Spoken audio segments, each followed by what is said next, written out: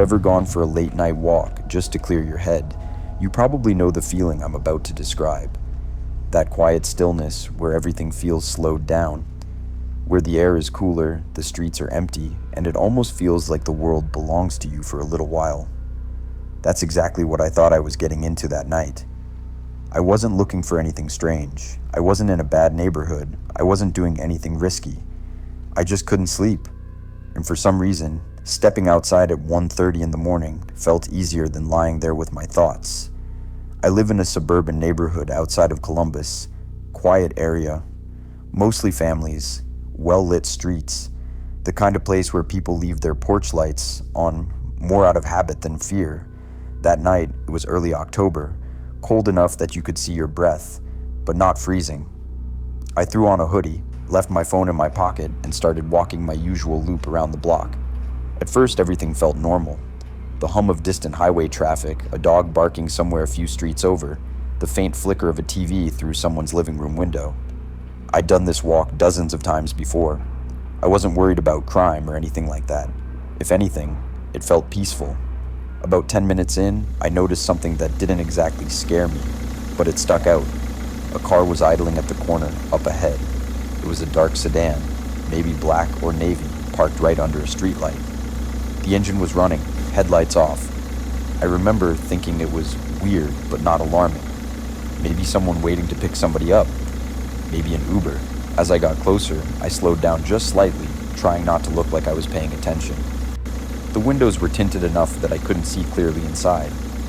I glanced over casually as I passed. I couldn't make out much, but I saw the outline of someone in the driver's seat. They didn't move. They didn't turn their head. They just sat there. I kept walking. I told myself not to be paranoid. People sit in their cars all the time. Still, I had this small, nagging feeling in my chest. Not fear, just awareness. When I reached the end of the block, I turned right, like I always do. I checked behind me without fully turning around, just using my peripheral vision. The car was still there. That should have been the end of it. But about 30 seconds later, I heard the faint sound of tires rolling slowly over pavement. Not accelerating, just moving. I didn't look back immediately. I told myself I was imagining it, but the sound stayed steady, slow, controlled, matching my walking pace. That's when I turned my head. The same dark sedan had pulled away from the curb and was creeping down the street behind me. No headlights, just the low hum of the engine and the glow of the dashboard lighting faintly visible through the windshield. My stomach dropped in a way I can't fully explain. It wasn't panic yet. It was more like my body knew something my brain didn't want to accept. I stepped off the sidewalk like I was adjusting my path, pretending to check something on my phone. The car slowed too. Not dramatically, just enough to stay a short distance behind me. I could hear the tires crunch lightly over scattered leaves. That's when it stopped feeling like coincidence. I decided to test it. I crossed the street mid-block. Something I never do. There were no other cars around. The sedan slowed again, then turned slightly, adjusting its angle so it stayed aligned with me. Not speeding up, not honking, just following. At that point, my heart was pounding so hard I could feel it in my throat. I didn't want to run. Running felt like admitting I was being chased. Instead, I pulled my phone out and held it up to my ear like I was calling someone. I didn't actually dial at first. I just hoped the driver would see it and back off. The car kept rolling, slow, steady, about 20 feet behind me. I could feel it there without even looking. Finally, I actually called my friend, Mark. He answered groggy and confused. I didn't want to sound crazy, so I kept my voice low and normal. I told him I was on a walk and there was a car creeping behind me. He immediately woke up and told me to head somewhere lit, somewhere public. The problem was, at almost 2 a.m., nothing nearby was open.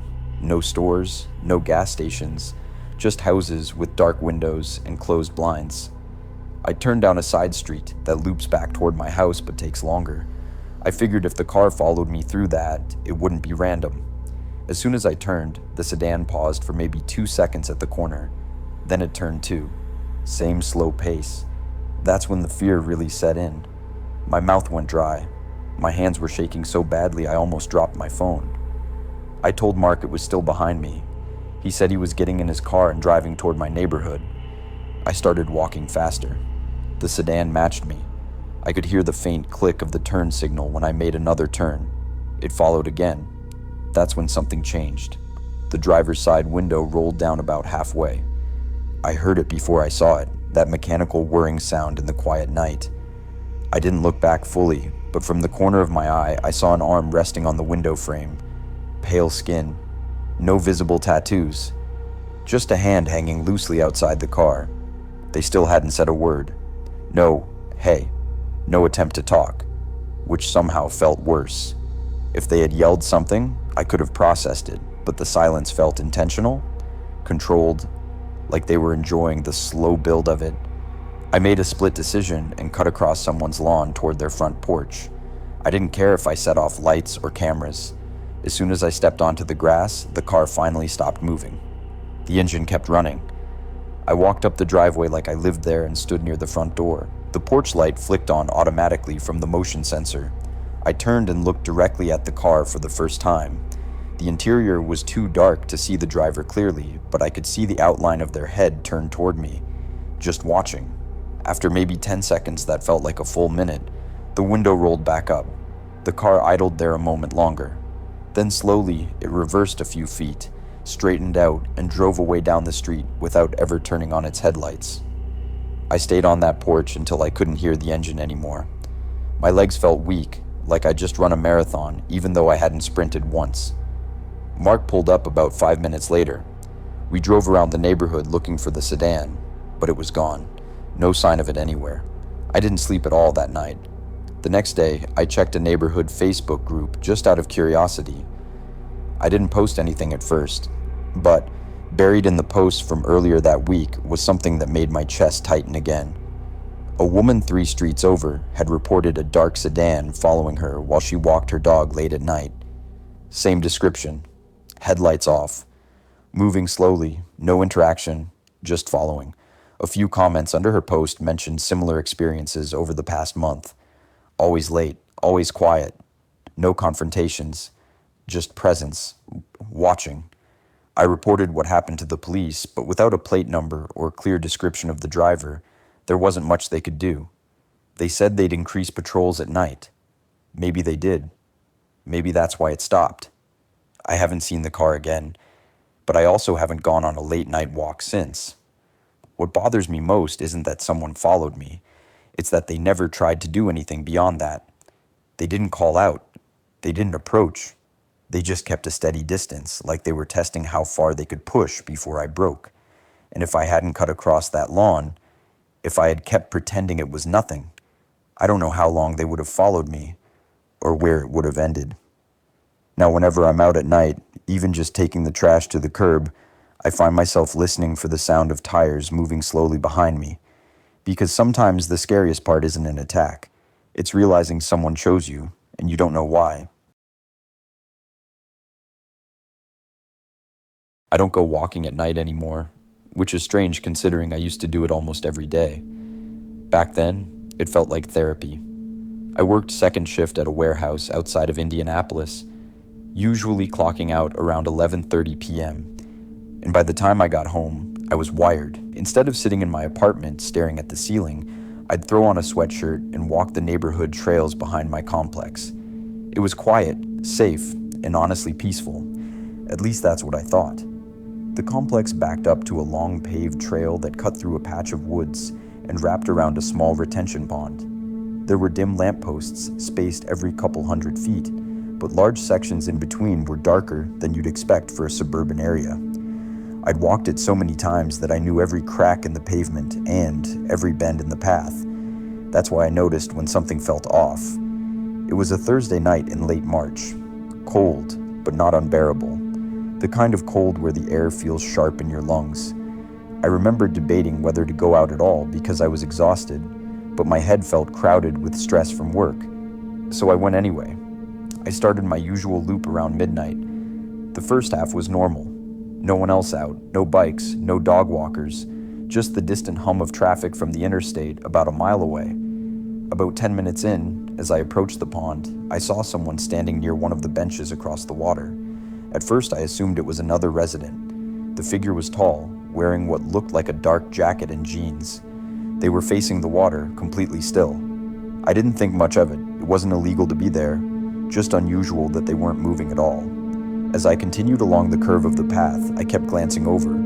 The person hadn't shifted position once. No phone glow, no cigarette ember, just standing there.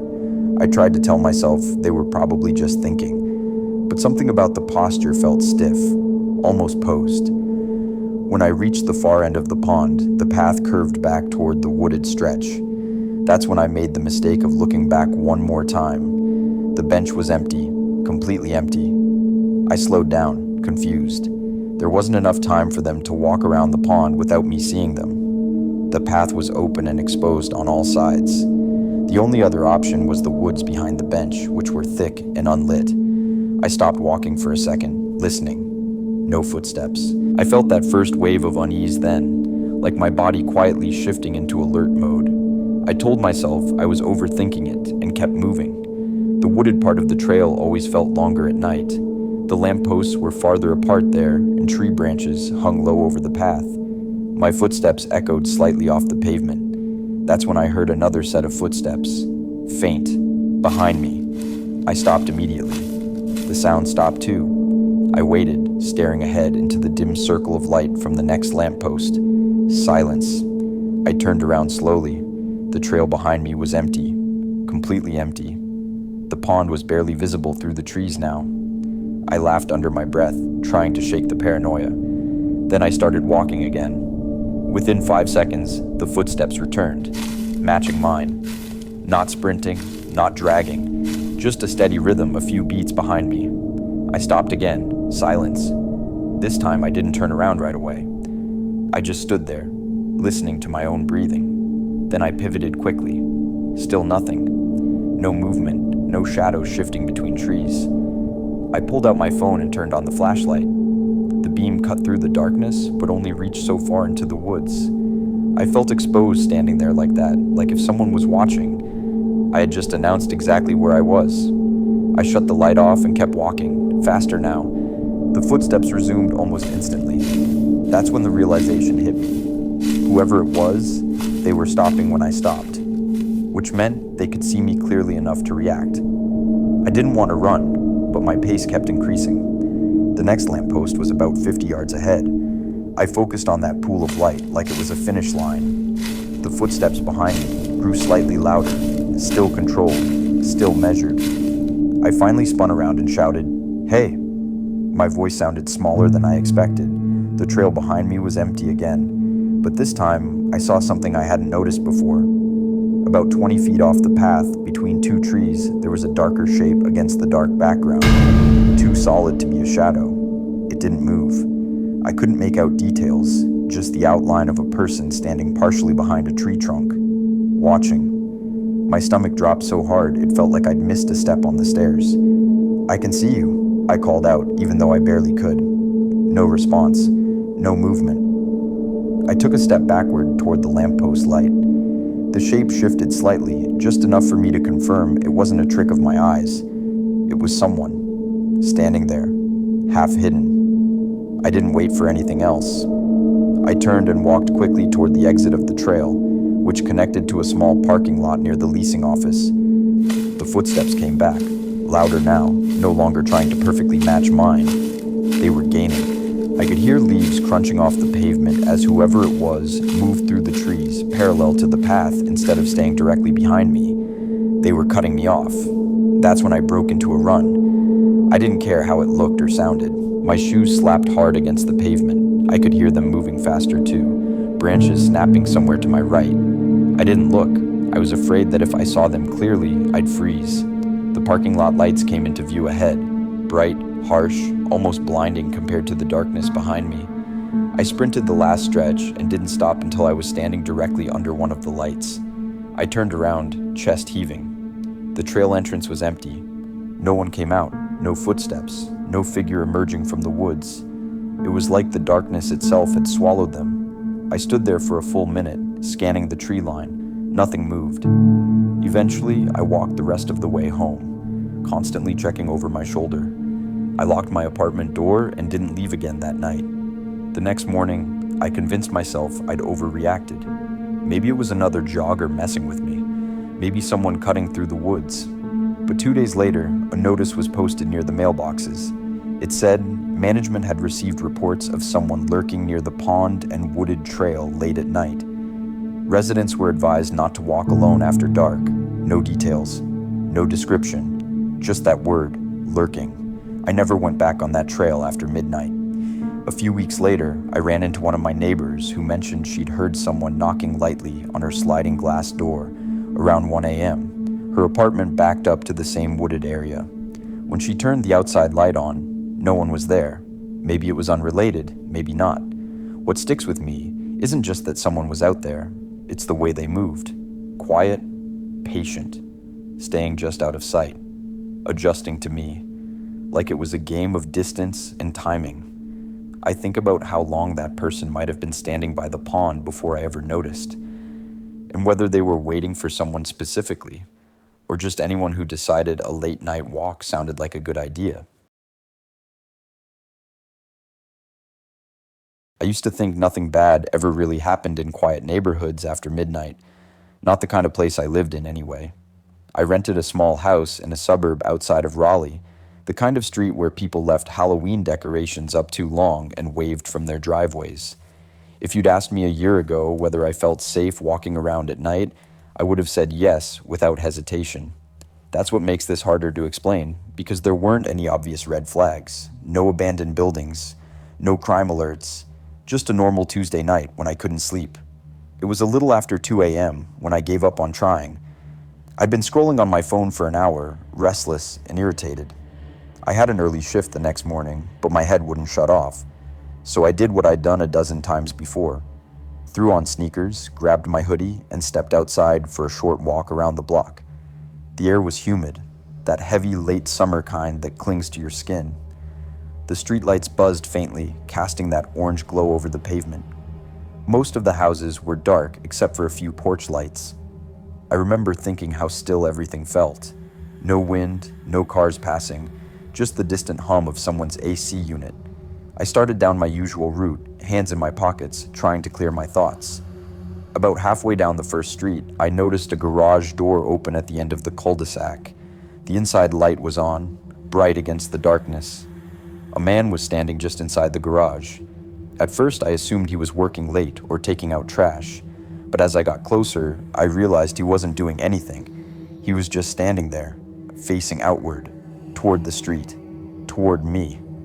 I slowed slightly, mostly out of curiosity.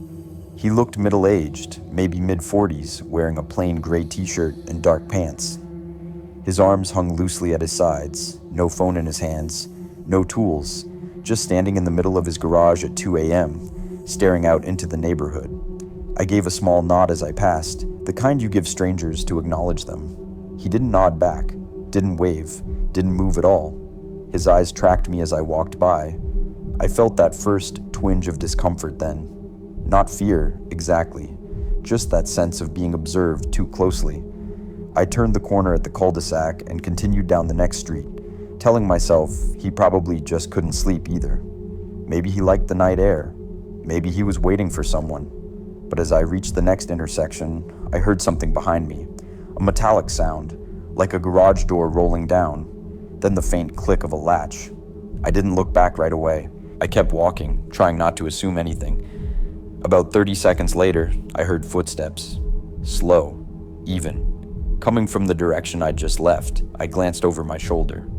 The same man was walking down the sidewalk about half a block behind me, hands still at his sides, same steady pace. My stomach tightened, but I forced myself to stay calm. It was a public sidewalk. He had every right to walk too. Maybe he lived nearby and just happened to head out after I passed. I turned right at the next corner instead of going straight like I normally would. It added a few minutes to my loop, but I wanted to see if he'd keep going straight or follow. I pretended to check my phone as I turned, casually glancing back. He turned right too. No hesitation, still the same pace.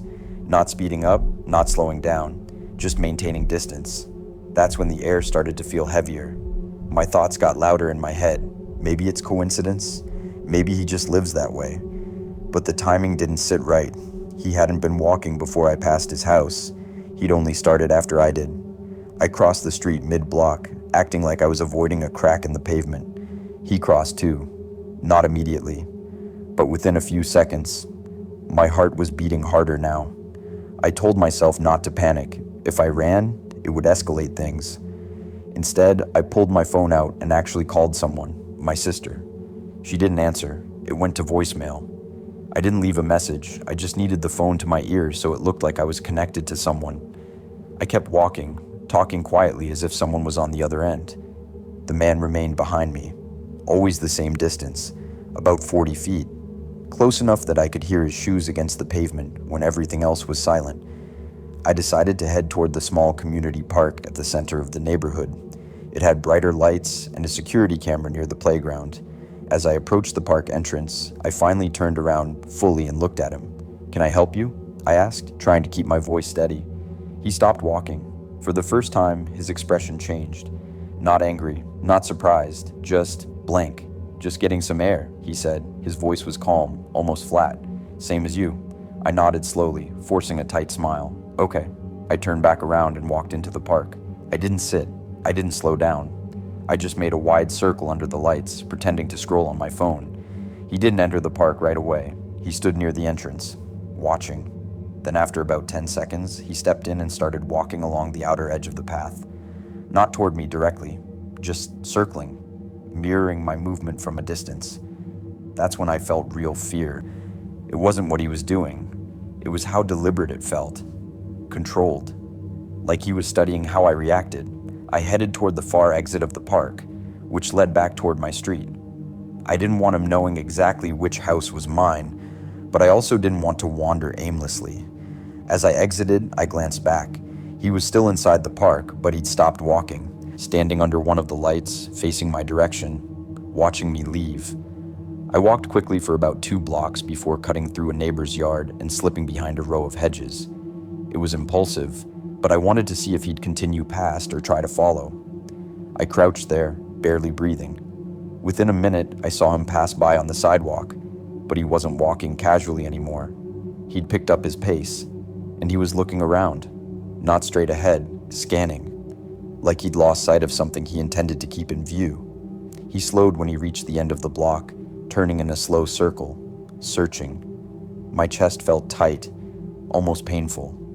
After a moment, he pulled his phone out and held it up, not to his ear, but in front of him, as if taking a picture of the street, or maybe of the houses.